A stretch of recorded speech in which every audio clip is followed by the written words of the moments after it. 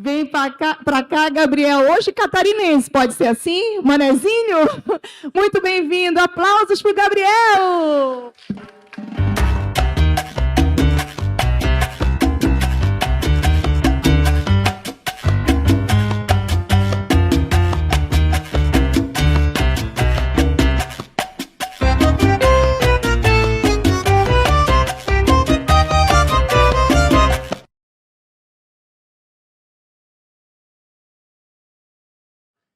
Pessoal, obrigado. Obrigado, professor Salomão, aqui pelo convite. Parabéns pelo evento. Parabéns, time TXM. Mandar um alô para o time Acate também. Time Acate, dá um oi aí para a gente. É isso aí. Time Acate presente aqui também. É um prazer estar aqui com vocês. Eu tenho poucos minutos para falar desse tema, organizações exponenciais, que foi o tema da minha tese de doutorado. Então, vocês imaginam que eu poderia ficar falando isso aqui bastante tempo, foram 5 anos estudando esse tema, porque eu não queria que fosse tanto tempo, né? Mas doutorado, vocês sabem como é que é, levei mais tempo que o esperado, então vou aqui tentar trazer para vocês em alguns minutos algumas coisas que eu estudei durante esse período do doutorado sobre esse tema organizações exponenciais. Tudo surgiu com base nesse livro aqui. Esse livro foi lançado em 2014 nos Estados Unidos, então já tem um tempinho. No Brasil, ele chegou em 2015. E, entre os autores, o principal deles, que é o Salim, ele era dessa organização chamada Singularity, que não é bem uma universidade, é mais uma escola de líderes. O objetivo deles é criar, impactar pessoas por meio de grandes projetos e fazer isso por meio da capacitação de lideranças do mundo todo. Então, esse livro ele tinha um objetivo muito claro. A ideia é o seguinte, descobrir por que é que tem organizações que crescem muito e muito mais do que outras, certo? Isso não é um fato que só acontece agora. Esse fato acontece desde sempre na história, ou seja, por que é que há organizações que crescem de maneira muito desigual a outras? E também não é só relacionado à tecnologia, porque a gente costuma atrelar esse termo a empresas de tecnologia, as grandes big techs que a gente conhece e tal. A ideia do livro era, será que existe um padrão? Será que essas empresas fazem algo semelhante? E mais do que isso, será que a gente pode aprender isso e aplicar isso nas nossas organizações, nas nossas empresas? Então, ali tem algumas logos de empresas que são consideradas organizações exponenciais segundo um quociente. Depois eu vou falar para vocês sobre isso. Eles criaram uma espécie de um questionário para avaliar o nível de exponencialidade dessas empresas. Então, toda essa conversa que a gente vai ter aqui parte desse livro. Sugiro que aqueles que não conheçam possam ler. E eles trazem esse conceito, né? O que é, de fato, uma organização exponencial? Basicamente, eles dizem o seguinte, é uma organização, uma empresa que cresce pelo menos 10 vezes mais do que uma empresa similar, uma empresa do mesmo mercado. Então, vamos pensar o seguinte, digamos que eu sou uma empresa que faça bermuda e camiseta.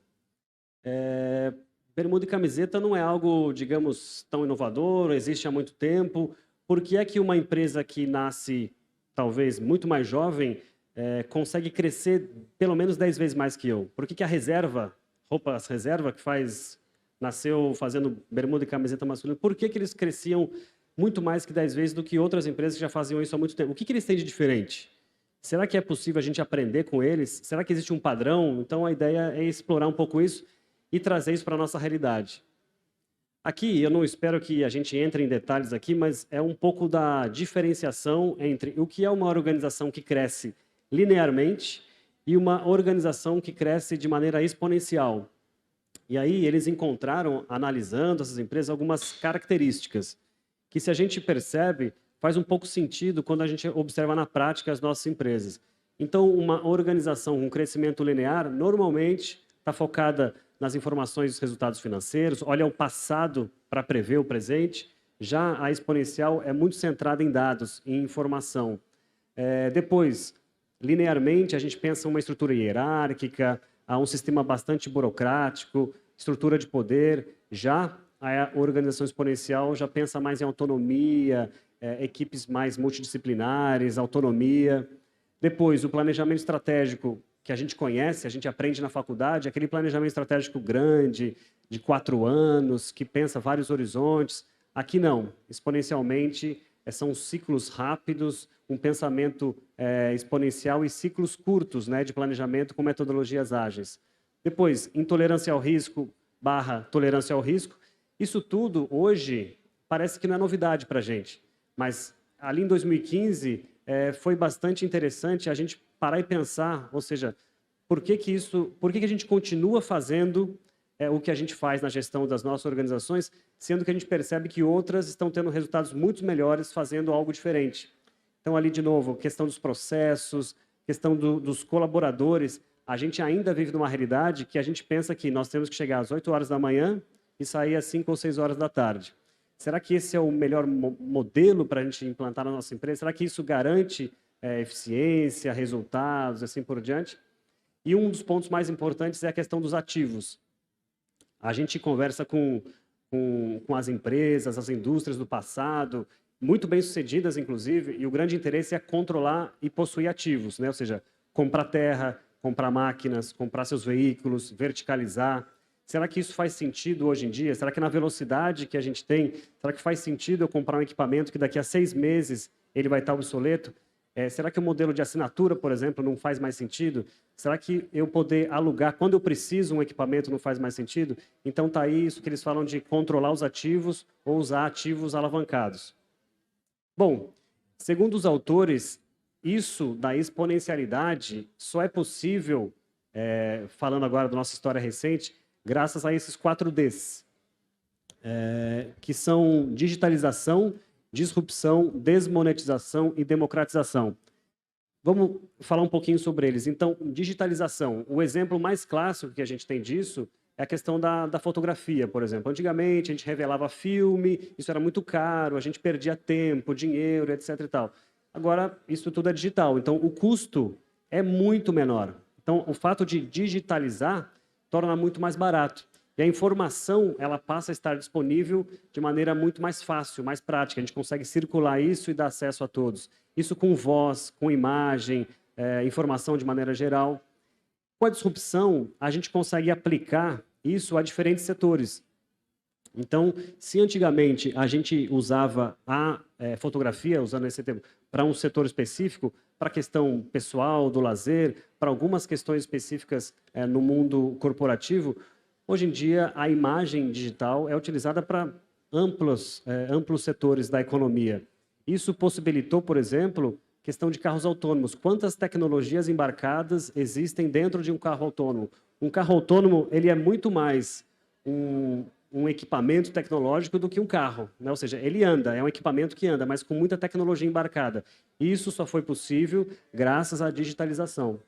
Depois, com essa digitalização e com a disrupção, esses custos diminuem muito significativamente. É o que a gente já falou. Por exemplo, no passado, parecia algo muito distante a gente poder comprar um drone. Né? Um drone parecia algo muito distante, parecia algo de filme, de ficção. Hoje, qualquer um consegue pedir pela internet um drone, pode fazer suas imagens, pode usar isso na agricultura, pode fazer isso para utilizar para eventos, assim por diante. E democratização, ou seja, com todos esses efeitos anteriores, a gente passa a poder dar acesso a essas tecnologias de maneira muito mais fácil. Ou espera-se que. A gente fala que a tecnologia tem um ciclo. Então, a gente, por exemplo, agora tem falado muito no ciclo dos carros elétricos, não é? Todo mundo tem dito isso. Então, carro elétrico era algo que não era possível, porque as baterias eram muito caras. Agora, a gente começa a ver cada vez mais carros elétricos. Então, vai ser natural que daqui para frente as pessoas possam passar a comprar carros elétricos por questão dessa democratização desses ativos tecnológicos. Bom, e aí estudando essas empresas que crescem de maneira exponencial, esses autores disseram o seguinte, o que elas têm em comum? E eles identificaram 10 atributos voltados mais para o lado interno e atributos voltados mais para o lado externo, e um grande fator em comum que eles chamaram de PTM. O que é isso? Eles chamam de propósito transformador massivo, mas é propósito, né? Ou seja, é aquele objetivo inspiracional, transformacional que essas empresas têm e que fazem com que as pessoas em torno delas se tornem muito mais do que só clientes ou só fornecedores, ou só colaboradores, as pessoas de fato se engajam com aquilo. As pessoas querem fazer parte disso. Então, quando a gente fala que a Apple lançou um produto novo, um iPhone novo, as pessoas fazem fila, querem ser os primeiros a comprar, ou foi lançado um console novo de videogame, as pessoas ficam desesperadas para ter aquele equipamento, ou a Tesla lançou um carro e as pessoas ficam desesperadas porque querem ter aquele carro. Isso faz sentido por causa dessa questão de propósito. É muito mais do que só a marca, é muito mais do que só um marketing. Foi criado em torno dessa empresa essa questão dessa sinergia com as pessoas que se identificam e querem fazer parte disso. Então, eles identificaram que, normalmente, as empresas que crescem muito acima da média conseguiram criar isso e engajar as pessoas em volta de um mesmo propósito. E esses outros fatores, eu não vou poder aqui, não temos tempo para entrar em cada um deles, mas assim, a nossa ideia aqui é trazer o que são eles, rapidamente. Então, as empresas exponenciais, elas utilizam muitos dados, e para isso elas organizam esses dados por meio de interfaces, dashboards, elas utilizam a experimentação, isso que a gente fala muito nas startups. Antigamente as pessoas concebiam um produto, levavam seu desenvolvimento, depois testavam no mercado, depois de 2 anos lançavam esse produto. Aqui com as empresas exponenciais, essa experimentação é muito mais rápida. Os times tendem a ser muito mais autônomos, ou seja, é dado liberdade e é dada autonomia para que esses times possam inovar, fazer diferente. E, por último, o que eles chamam ali de tecnologia social, no fundo, eles estão falando de engajamento social em redes sociais. Ou seja, essas empresas elas conseguem criar uma comunicação direta com o público. Ou seja, não dependem mais de release, assessor de imprensa, relações com investidores. Essa comunicação é muito mais direta por meio dessas redes sociais. Depois, olhando para o lado externo, eles conseguem engajar pessoas e fazer o uso de colaboradores por meio não fixo e não exclusivo. Ou seja, o exemplo mais claro é Uber, né? Ou seja, os motoristas eles não são funcionários da empresa.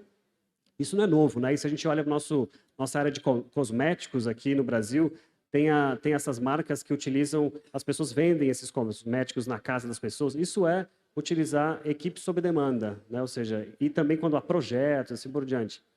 Depois, comunidade e multidão, é isso que eu tenho falado bastante, eles conseguem engajar uma comunidade, conseguem engajar as pessoas que estão diretamente ligadas ao negócio e também quem não está diretamente ligado ao negócio, eles chamam de multidão, que é o público em geral que passa a ter desejo por aquele produto, por aquele serviço.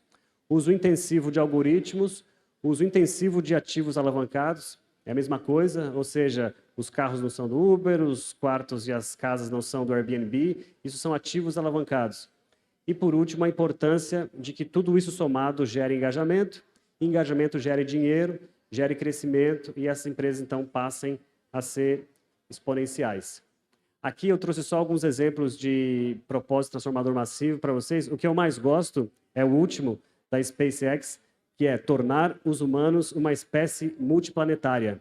Isso é muito legal, né? Você fala assim, poxa, eu quero fazer parte de uma organização de uma maneira e que torna os humanos uma espécie multiplanetária. Isso é muito inspiracional. Você fala, eu trabalho, eu sou um fornecedor, eu de alguma maneira tenho participação nessa empresa, isso é muito inspiracional. Então aqui só alguns exemplos para vocês. Ali tem o meu e-mail, fico à disposição, quem quiser conversar mais sobre esse assunto. E quem quiser fazer o teste da sua empresa para saber o seu nível de exponencialidade segundo o critério que esses autores utilizam, tem ali o site também para que vocês possam conhecer. Tá bom, pessoal? Avancei no meu tempo aqui, fico à disposição de vocês. Obrigado, viu?